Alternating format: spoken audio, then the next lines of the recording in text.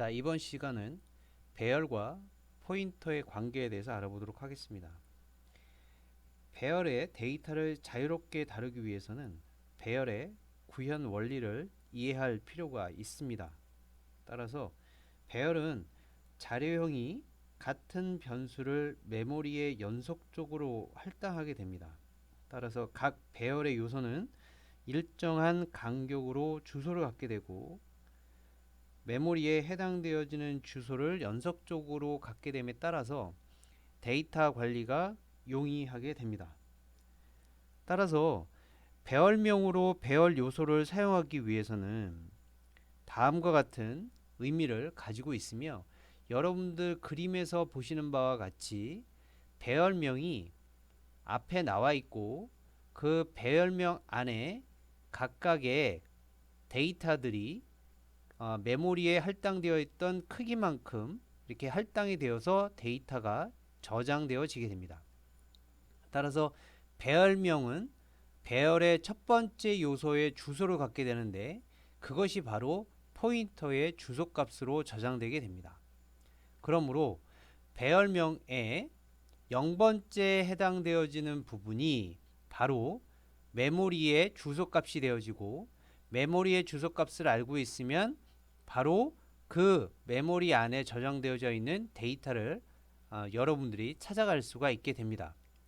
자, 그렇다면 메모리에 해당되어지는 주소값에다가 연산, 즉 플러스 1을 하게 되면 여러분들이 혹시 이해하시는데 혼돈이 있을 수 있는데, 메모리에 ARY라고 하는 배열의 주소값이 시작 주소값이 100입니다. 이때 1을 더하게 되면 101이라고 하는 값이 나오는 것이 아니라 ARY라고 하는 배열명이 시작하는 주소값이 100이 되고, 그 다음 1이라고 하는 것은 정수값을 의미하게 됩니다. 그러니까 즉 정수값은 메모리 공간에 4바이트를 차지하게 되고, 그 4바이트에 처음에 시작했던 시작 주소값 100을 더하게 되면 104라고 하는 부분을 가리키게 되고, 현재 배열명에다가 플러스 1을 한다는 얘기는 배열명이 지금 가지고 있는 시작 주소 값에다가 4바이트를 더해서 104번째를 해당되는 104번째의 주소 값을 의미하게 되는 겁니다. 따라서 배열명에다가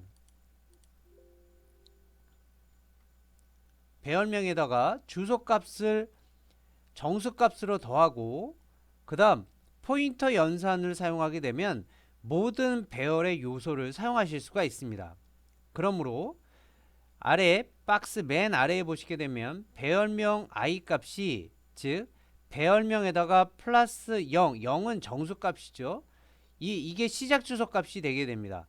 시작 주소 값이 되어지게 되면 여기 바로 100번지가 되어지게 되고, 그 다음으로 두 번째에 있는 배열명에다가 플러스 1을 한다는 얘기는 1이 정수값입니다. 그래서 4바이트에 해당되어지는 값을 가지게 되므로 배열의 1번째에 해당되어지는 것을 찾는 것이고, 그 다음 배열명 시작 주소 값에다가 2를 한다는 얘기는 2라고 하는 것이 정수형 4바이트짜리가 2개가 더 있다는 얘기입니다. 그러니까 여기에 나와 있는 것처럼 108번지를 의미하게 되고, 그 배열의 주소 값은 배열의 2번째에 해당되어진다라는 얘기를 의미하고 있습니다. 자, 이번에는 배열명으로 배열 요소를 사용하는 사용 예제에 대해서 알아보겠습니다. 앞에서 설명드린 바와 같이 배열을 이용해서 연산 규칙을 이용하시게 되면 배열명도 주소이므로 주소를 정수를 차례대로 더하게 되면 연속된 배열 요소의 주소를 구할 수 있고, 여기에 간접 참조 연산을 수행하게 되면 모든 배열 요소를 사용하실 수가 있습니다. 따라서 배열명에다가 정수 연산을 수행하게 되면 다음과 같이 큰 이제 프로그램상의 효율성을 가져올 수 있고, 박스 안에 코드상에 있는 내용을 보시게 되면 ARY라고 하는 것이 배열명에다가 여러분들 0이라고 하는 얘기는 시작 주소 값이 되게 되어 있죠. 0번째 해당되어지는 주소 값에 10이라는 값을 대입을 시켰습니다. 즉 결국은 위에 배열명 ARY에 3이라고 하는 것이 그 배열명의 3개의 요소를 가지고 있는데, 그 중에 배열의 0번째에 해당하는 곳에다가 10이라는 값을 대입을 시키고, 그 다음으로 나와 있는 것이 배열의 플러스 1이라고 하는 얘기는 배열의 시작 주소 값에다가 1이라고 하는, 즉 정수형 4바이트짜리라고 하는 주소, 그러니까 앞에서 얘기했던 시작 주소 값이 100이었다라면 배열명 ARY의 플러스 1은 104번째에 해당되어지는 거죠. 그 104번째에 해당되어지는 곳에 뭐를 대입을 시키냐면 위에서 얘기했던 배열의 시작 주소 값에 들어가 있는 데이터에다가 플러스 10을 해라. 즉 그러면 ARY 0번째에 10이라는 값이 들어가 있었으니까 거기다가 10을 더하게 되면 ARY 1번째에 해당되는 곳에다가는 20이라는 값이 대입이 연산이 되어지는 것입니다. 따라서 이렇게 하게 되면 여러분들이 0번째에는 10, 1번째에는 20, 그럼 2번째에 해당되어지는 내용은 아래에 보시게 되면 스캔F라고 하는 애가 있습니다. 스캔F는 바로 키보드로 입력을 받아서 처리해 주는 곳인데, 그 키보드로 입력해 주는 곳, 그 곳이 바로 ARY 배열의 2번째 요소가 들어가는 곳이게 됩니다. 따라서 여러분들이 프린트 문장으로 해서 찍게 되면 ARY 0번째는 10, ARY 1번째 해당되어지는 것은 20, 그 다음에 ARY의 2번째 해당되어지는 것은 스캔F, 즉 키보드 입력으로 해서 들어가는 값이 결과 화면으로 출력되게 됩니다. 자, 그러면 이번에는 배열명 역할하는 포인터에 대해서 알아보도록 하겠습니다.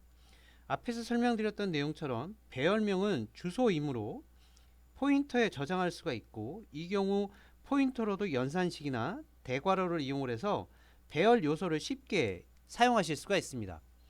따라서 여러분들이 배열에 보시게 되면 인티저형으로 해서 배열명 선언하고 그 안에 3개의 요소가 들어가 있는 것이 확인되었고, 그 다음에는 포인터 연산을 써서 PA라고 하는 포인터 변수를 선언했습니다. 그 포인터에 ARY라고 하는 것을 대입을 시켰는데, 이때 ARY는 위에 선언되어 있던 ARY 배열을 의미하고, 이 안에는 배열이 시작되는 시작 주소 값이 PA라고 하는 포인터 변수에 들어가게 되는 거죠.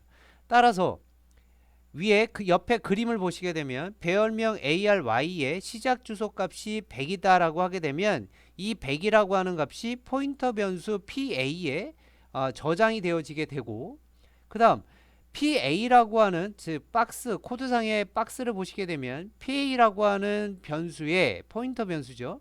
거기에 10이라고 하는 값은 PA가 배열 ARY의 시작 주소 값을 갖고 있으니까 그 시작 주소 값 안에다가 10이라고 하는 값으로 대입을 연산을 시키시고, 두 번째는 PA라고 하는 곳에다가 플러스 1이라고 하는 얘기는 배열 ARY의 시작 주소 값에다가 1, 즉 정수값 4바이트라고 하는 ARY의 1번째에 시작하는 주소 값에다가는 20이라는 값을 집어넣으라는 얘기고, 그러면 PA 포인터 변수의 2라고 하는, 즉 지금 여러분들 배열명이 포인터 역할을 하는 겁니다. 그래서 PA라는 포인터의 두 번째에는 어떤 데이터가 들어가냐면 PA라고 하는 곳에 0번째 플러스 PA의 1번째, 즉 PA의 0번째에다가는 10이 들어가 있는 상태고 PA의 1번째에는 20이 들어가 있는 상태입니다. 그러면 PA 2번째에다가는 30이라는 값이 저장되어서 여러분들이 나중에 프린트 문장으로 찍어 보시게 되면 결국 10, 20, 30이 출력돼서 나오시는 것을 확인해 보실 수 있습니다. 자, 그럼 이번 페이지 안에서는 앞에서 여러분들과 같이 공부했던 배열명 그리고 포인터, 배열명이 마치 포인터처럼 사용하는 예제, 이런 내용들에 대해서 알아봤습니다. 그렇다면 이번 시간에는 그럼 배열명과 포인터의 차이점은 없는지 확인해 보도록 하겠습니다. 바로 코드를 보겠습니다.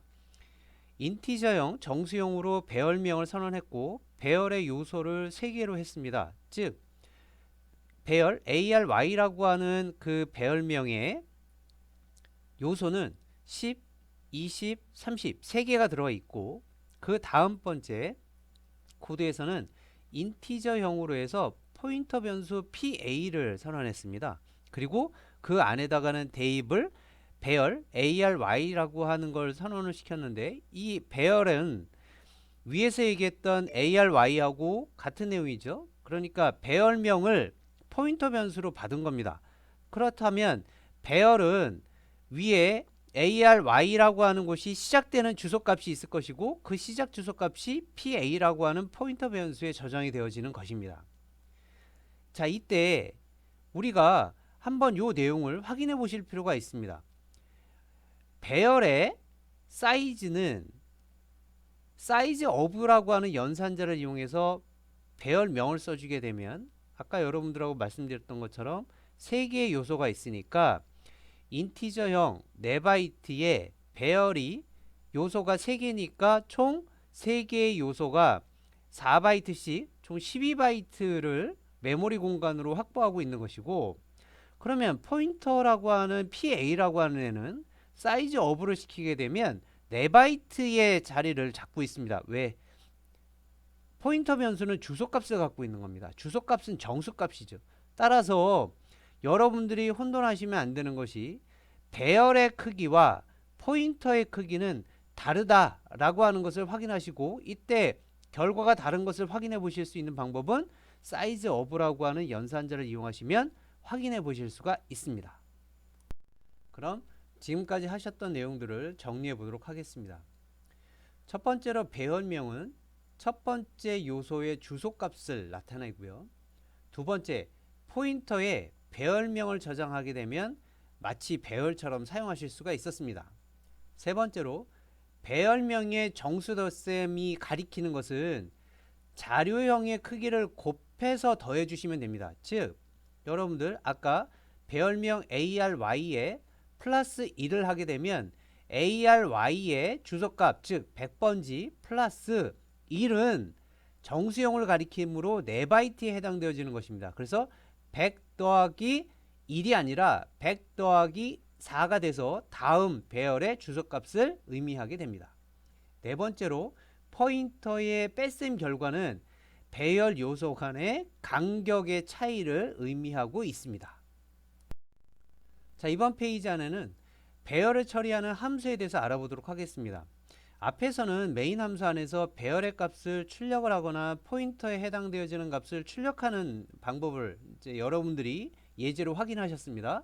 이번에는 메인 함수를 좀 가볍게 하면서 배열의 값을 출력하는 함수를 함수로 만들어서 기능화 처리하는 방법입니다.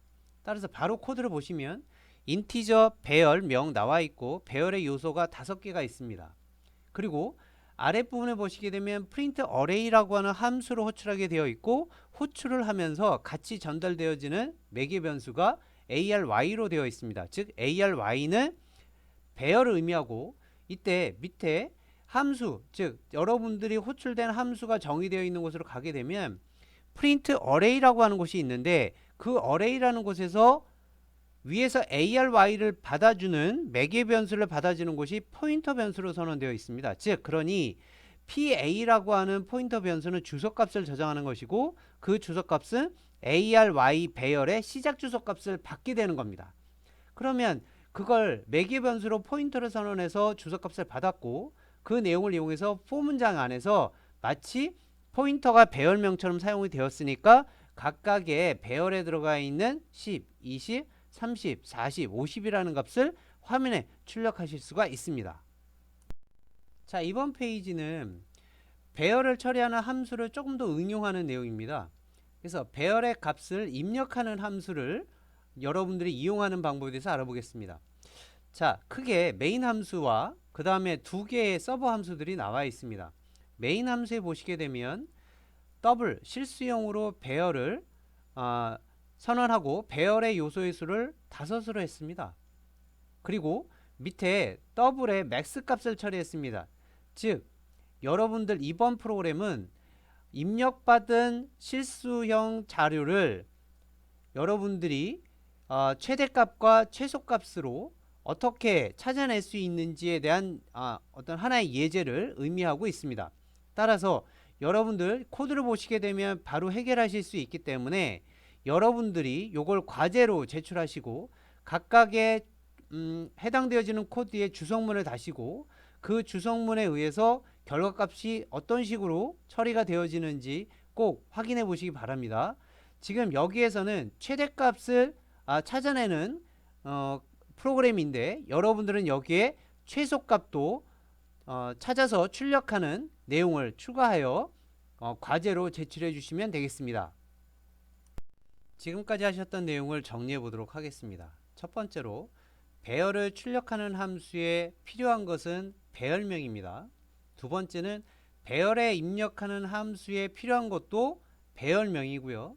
세 번째, 배열의 크기가 달라도 입출력이 가능하려면 배열의 요소의 개수를 여러분들이 미리 체크해서 계산해야지만 됩니다.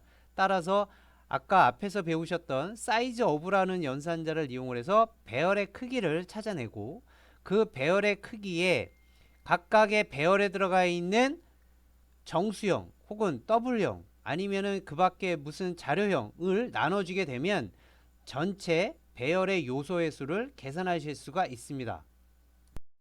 자, 그러면 앞에서 여러분들 주소와 포인터 그 다음에 배열 이와 같은 이야기들을 계속해서 했습니다. 그럼 이번에는 주소와 포인터의 차이에 대해서 좀 알아보도록 하겠습니다. 첫 번째, 주소는 상수이고 포인터는 변수입니다. 따라서 상수는 값이 변하지 않지만 포인터는 변수이기 때문에 값이 언제든지 바뀔 수가 있습니다. 두 번째, 두 개 이상의 포인터가 하나의 변수를 가리킬 수도 있습니다. 자, 이번 예제가 바로 주소와 포인터의 크기가 어떻게 차이가 있는지 확인해 보시는 겁니다. 결론은 이렇습니다. 포인터의 크기는 다 같습니다.